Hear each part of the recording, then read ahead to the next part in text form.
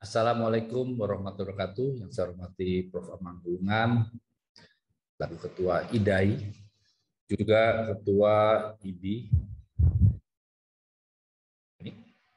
serta pembicara Dr. Rosalina yang pada Hari Keselamatan Pasien, insya Allah pada Safe Maternal and Newborn Care.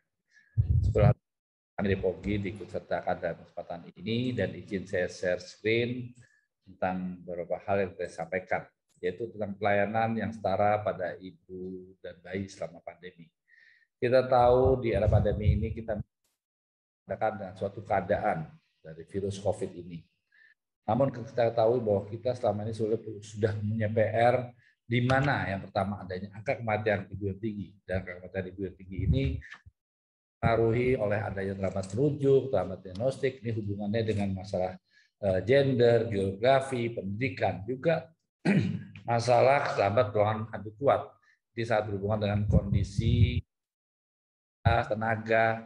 Namun kita tahu penyebabnya adalah tetap dari zaman dulu ini, preeklamsi, infeksi, perdarahan.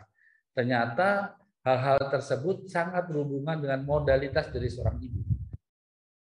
Bagaimana nutrisinya, penyakit penyerta, apalagi kita tahu ada data di Indonesia tentang anemia 48,9%, hipertensi pada ibu kehamilan, obesitas kita lihat sekarang sudah kasarnya gemuk-gemuk, itu juga sangat mengganggu masalah metabolik.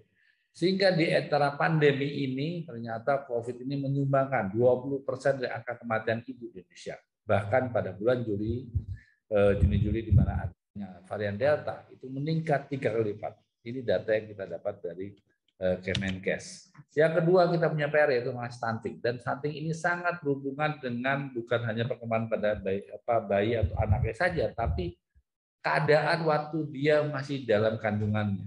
Oleh karena itu program 1000 hari ini sangatlah penting, di mana peranan kita sebagai dokter objin untuk menyehatkan baik dalam kehamilan kan, bahkan sebelum dia hamil dia pun harus siap sehingga tidak terjadi stunting saat melahirkan. Kita tahu dalam melakukan pelayanan kesehatan ada 3 hal yang penting. Pertama, kebutuhan medis pasien untuk datang apa. Yang kedua, standar pelayanan yang sangat penting. Yang ketiga adalah masalah pasien safety. Pasien safety oleh karena itu adanya hari keselamatan pasien ini adalah suatu hal yang baik untuk terjadinya pemahaman global tentang bagaimana keselamatan pasien. Di mana kita tahu bahwa ada keselamatan pasien ini tidak akan berjalan tanpa didukung oleh ada suatu manajemen risiko, di mana adanya pengembangan implementasi strategi dari semua pihak untuk mencegah mengurangi cedera pada pasien, sehingga terjadilah yang namanya pasien alhamdulillah bisa selamat, dan itu pun didukung dengan adanya SPO, adanya kolaborasi dari semua pihak.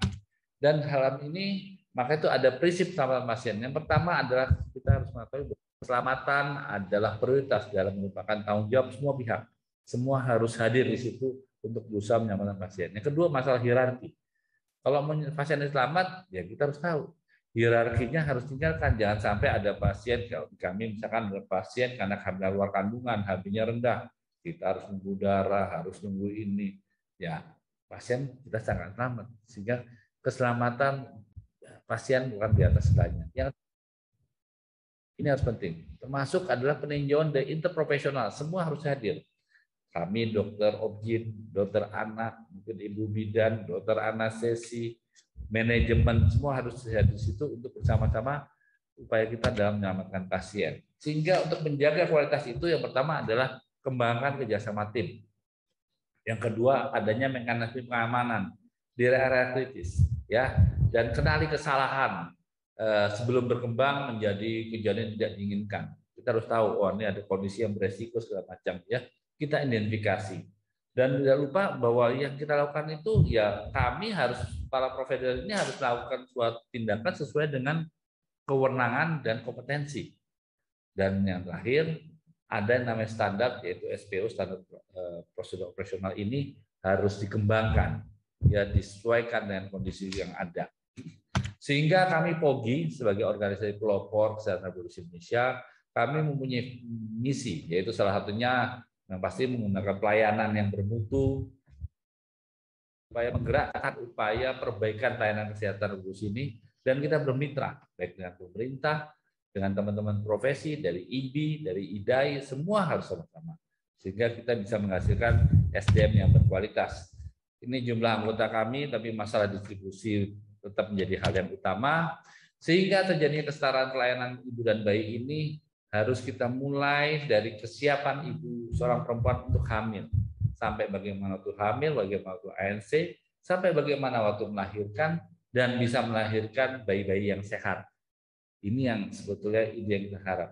Sehingga kita siapkanlah kesiapan dan kebutuhan ibu hamil ini. Penting sekali. Yang kedua, siapkan standar dan sistem pelayanan. Mulai dari sistemnya, fasilitasnya, SDM-nya, keilmuannya, wewenangnya, sehingga yang terakhir keselamatan pasien bisa menjadi hal yang didapat baik oleh ibu maupun bayi. Karena kita tahu faktor-faktor risiko pada ibu hamil ini banyak sekali hal yang sangat berhubungan, baik dalam hal nutrisi, intake yang kurang, faktor anemia, itu semua bisa berakibat beberapa kondisi, baik dari preeklamsi, jadi hipertensi, bayinya jadi kecil, lahirnya belum cukup bulan, ini semua bisa terjadi. Ya, sehingga berakibat jauhnya adalah kita melahirkan bayi-bayi yang terjadi stunting. Oleh karena itu pentingnya kita melakukan kolaborasi dalam hal ini, ya. Sehingga di pandemi ini kita bicara bukan hanya di hilir pelayanan, tapi kita harus ngomong dari dulu. Bagaimana seorang ibu hamil itu dilakukan testing, tracing, ya, dikendalikan dari awal kalau dia ada gejala. Yang kedua, pendampingan ibu hamil, pemberian nutrisi, protokol kesehatan, kita lindungi ibu hamil ini karena kita tahu ibu hamil ada datanya. Hampir 50,9% ibu hamil kalau terkena itu, kalaupun dia itu karena OTG, kalaupun terkena jadi meningkat jadi yang kategori sedang atau berat, itu akan lebih berat daripada yang bukan hamil kasarnya. Vaksin itu pelindungan ibu hamil. Karena dengan melindungi vaksin pada ibu hamil, berarti kita melindungi keluarga, melindungi masyarakat, bahkan melindungi bangsa ini. Dan kami masa persalinan ada hal yang penting karena kita tahu di era COVID ini kadang-kadang work from home, ya, ibunya COVID-nya negatif, testnya positif, sehingga kita berharap kami pas persalinan ini ya kalau habis lahir berhenti dulu deh, ya kita selesaikan dulu nih pandemi ini dan selesai barulah nanti hamil. Oleh karena itu kami pas persalinan itu hal yang penting. Hal yang lain kita sampaikan di sini yaitu persiapan fasilitas juga melindungi tenaga kesehatan dan kesiapan dari SDM sendiri. Oleh karena itu, POGI menyiapkan semua panduan-panduan dari panduan KB-nya sendiri, panduan seksio, panduan rekomendasi penanganan virus corona pada ibu hamil, bagaimana bersalin, ya, rekomendasi tentang vaksin, triple eliminasi, bahkan panduan-panduan PNPK yang sudah disahkan oleh Menkes tentang ketuban pecah, tentang preeklamsi, tentang perdarahan, semua sudah kita siapkan. Dan sebagai profesi, kita juga harus menyiapkan SDM-nya, SDM berkualitas. Salah satunya yaitu kita bersama-sama Kemenkes, bersama PAPDI, IDAI, PERKI, kita mendorong menguatkan teman-teman dokter umum yang bekerja di puskesmas, di FKTP. Dan yang kedua, kita bersama-sama dengan IBI, dengan anak, ayo kita kuatkan kolaborasi dalam emergency obstetric. Dan POGI juga punya suatu pelatihan nama INARAM itu untuk melakukan update buat anggota kami. Distribusi SPOG dorong bersama Kemenkes dengan PPSDM melalui Komite Pendayagunaan Dokter Spesialis. Kita terus mengupdate, meningkatkan SDM kita keilmuannya dengan melakukan workshop atau enggak kongres atau pertemuan ilmiah tahunan di POGI. Dan di luar untuk KB juga kita sedang lagi mendorong pelatihan layanan kontrasepsi karena kontrasepsi ini harus didapat, harus kita dorong menjadi pelayanan yang komprehensif, ada di rumah sakit maupun ada fasilitas lain. Dan jangan lupa kami juga punya tim mitigasi sebagai bentuk perlindungan atau upaya perlindungan terhadap senior-senior kami, sejawat-sejawat kami yang buta. Jadi ini juga merupakan adalah peran POGI. Buku-buku yang kita sampaikan di sini, ini yang sudah kita buat, kolaborasi dengan tim yang ID, edaran-edaran, info-infografis, kita buat. Dan ini adalah surat-surat rekomendasi baik tentang vaksin, baik tentang waktu COVID itu meningkat, ya kita semua jaga. Ini semua kita lakukan untuk keselamatan pasien kita, ya pasien khususnya pasien ibu hamil. Dan terakhir, makanya saya sampaikan bahwa untuk kita menyatakan bahwa keselamatan ibu dan bayi ini hal penting untuk kesetaraan, yang penting adalah nawaitunya dulu, niatnya dulu. Kita berniat nggak nih untuk kita menyelamatkan ibu ini? Makanya penting sekali kita sebagai dokter obgyn, sebagai profesi yang namanya bekerja dengan hati. Yang kedua, kesetaraan pelayanan ibu dan bayi yang komprehensif, fasilitasnya, prasarananya, SDM-nya, ya, wewenangnya, rujukannya bagaimana, harus komprehensif, nggak bisa berdiri sendiri. Dan yang ketiga, semua harus berperan, berpartisipasi aktif dalam mengembangkan program manajemen risiko sehingga keselamatan pasien sehingga kita berharap ibunya sehat, bayinya juga sehat. Ini yang kita harapkan. Dan yang terakhir, yaitu kita harus menerapkan manajemen risiko dan keselamatan pasien ini di kehidupan harian. Artinya jadikan budaya keselamatan pasien. Ya, jadi hal-hal yang positif ini.